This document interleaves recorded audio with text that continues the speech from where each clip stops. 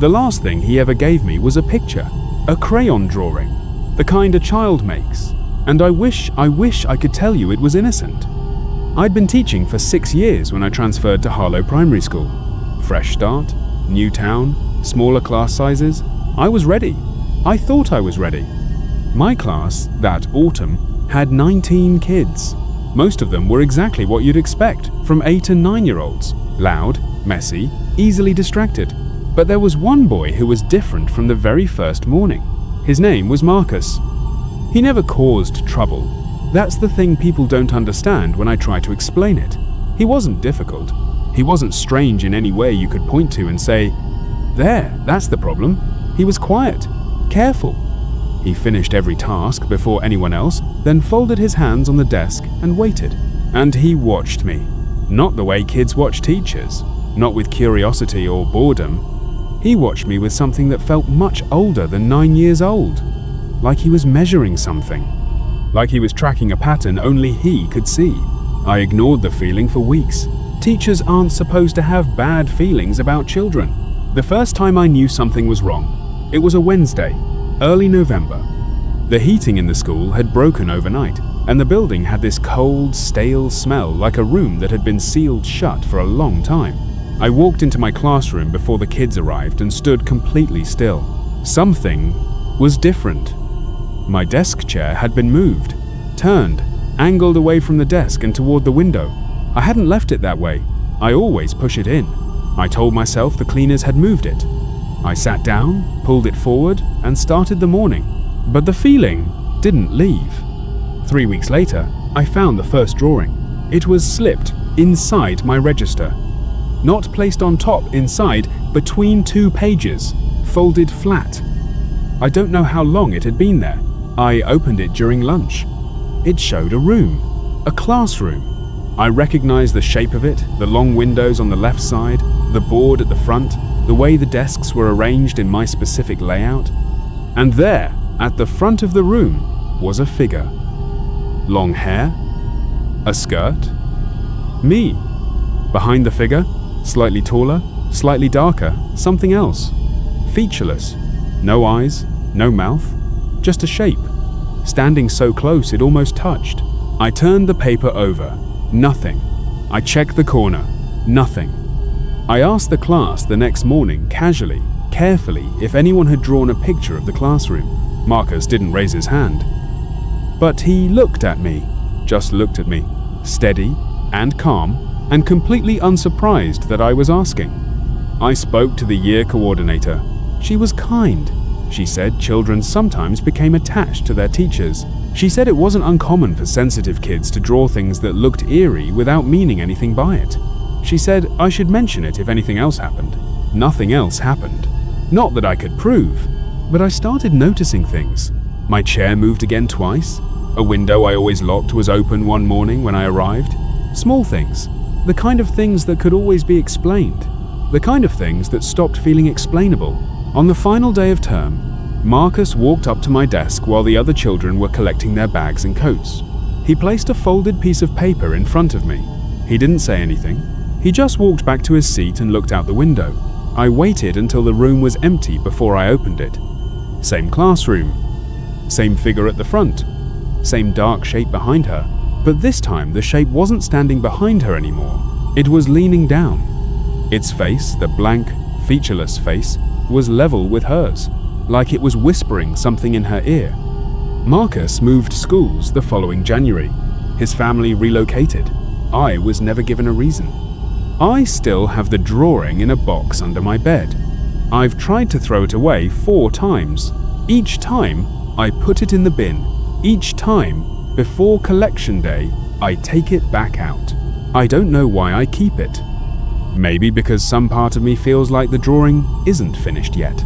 Like whatever Marcus saw standing behind me, whatever he kept watching for all those months, is still waiting for its moment. And maybe throwing the paper away won't change that. There was a backpack on a chair that shouldn't have been there. That's what started it. One small thing that didn't fit. And once I noticed it, I couldn't stop pulling at the thread. I covered classes at maybe 30 different schools in the 2 years I was a substitute teacher. You develop a rhythm. Walk in, write your name, take attendance, survive the day. Most of the time, the hardest part is just getting the kids to sit down. That Thursday in March at Crestfield Middle School felt normal when I arrived. 7th grade English, 23 students, a seating chart taped to the desk, a worksheet on figurative language. Easy. I started calling names. Got maybe halfway through the list when a girl in the middle row, small, serious looking, the kind of kid who watches everything, raised her hand. She didn't wait for me to call on her. "Owen isn't here," she said, "but his bag is." I looked at the desk in the second row. Sure enough, a dark green backpack hooked over the chair, a pencil case on the desk surface, a folded jacket on the seat, like someone had just stepped out for a second. "He probably went to the bathroom," I said. "I'll mark him present." She nodded, but she didn't look convinced. 20 minutes passed. Owen didn't come back. The other kids had noticed by then. Not in a dramatic way. No one said anything. No one pointed. But every few minutes, someone's eyes would drift to that empty seat. Then away. Then back again. Something felt wrong. Not dangerous wrong. Just off.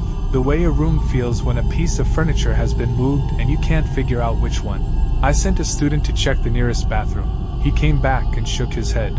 I flagged down a passing staff member and asked about Owen. She frowned, checked something on her phone, and said she'd look into it. She came back 7 minutes later. Her expression had changed. "Can you keep them working?" she said quietly. "I need to make a call." I found out pieces of it over the next hour. The way substitutes always find things out, in fragments through half-heard conversations in the hallway.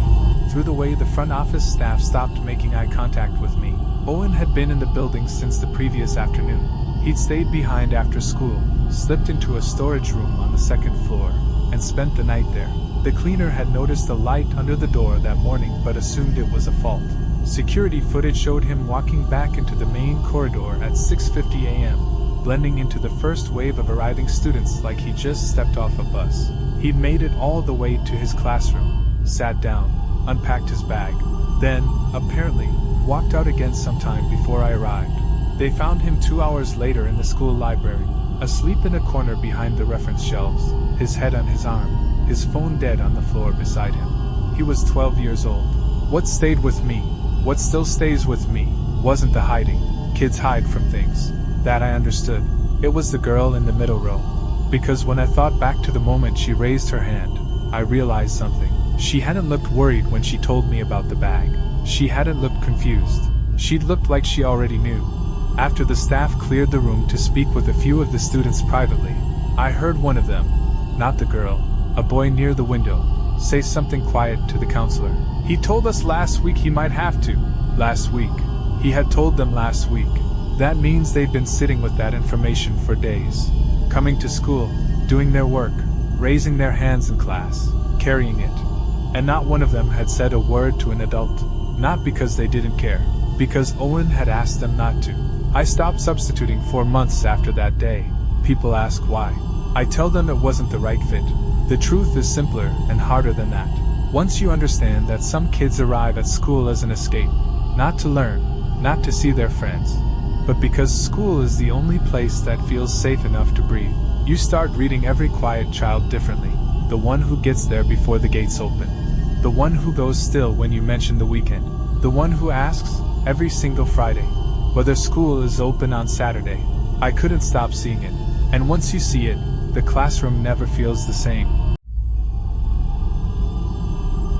The email arrived on a Tuesday morning before my first class. No subject line, no name, just one sentence. "You wore the blue coat today. It suits you." I read it 3 times. Then I closed my laptop and sat very still. I'd been teaching high school literature for 11 years. I knew my students. I knew the ones who were struggling, the ones who were coasting, the ones who were quietly brilliant and just needed someone to pay attention. I thought I was good at reading people. That was before Ethan. He joined my year 12 class in October, a transfer from a school 2 towns over. No explanation given, which wasn't unusual. He was 16. 16, maybe 17. Slim, unhurried, the kind of student who never volunteers an answer but gets everything right when you call on him. His first written assignment came back to me covered in my own notes. I'd underlined whole paragraphs, written remarkable in the margin 3 times without realizing it. The essay was about loneliness, and it was written with a precision that made me uncomfortable in a way I couldn't immediately name. I told him it was exceptional work. I meant it professionally. I think that was the moment things shifted. He started appearing after class. Not every day, that would have been easy to address. Just often enough. He'd linger by the door while other students filed out, then drift toward my desk with a question about the text. The questions were always good, genuinely good, and the conversations that followed were the kind I'd have welcomed from any student. But something felt wrong. Not in anything he said, in the way he listened. Too still, too focused, like he wasn't just hearing my words, he was storing them. I started wrapping up conversations earlier, mentioning the next class, keeping the door fully open. All the things you do when your instincts tell you to create distance without making it a situation. He seemed to understand. The visit stopped. I thought it was over. The first email came 2 weeks later, the blue coat line. I stared at it until my next class started, then I walked to the front office and reported it. The deputy head was professional, concerned. She said they'd look into it, but without knowing who sent it, there wasn't much they could action immediately. She told me to save it, to keep a record. The second email came 5 days later. You moved your car to the side car park.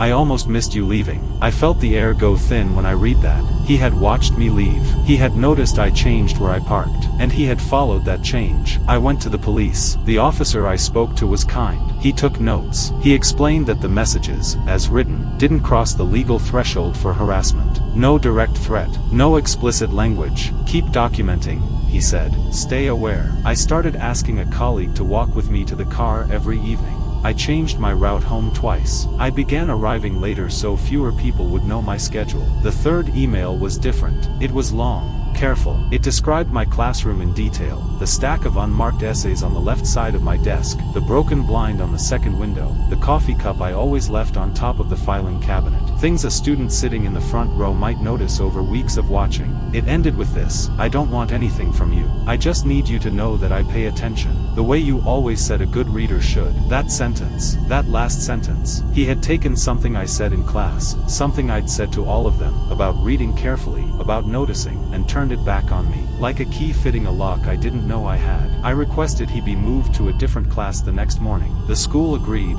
quietly. I was told he accepted the change without comment. The emails stopped. I don't know for certain it was him. I was never able to prove it. He sat his final exams at the end of that year and passed with high marks. I saw his name on the results sheet. I left that school the following summer. What I've never been able to explain to anyone is this: the fear wasn't about what he did. Nothing he did was technically wrong. The fear was about what it showed me, that someone had been watching me closely enough, for long enough, to map the small details of my daily life, and I hadn't noticed once. That's the part that doesn't go away. Not the emails, not even the words. The fact that I never saw it happening.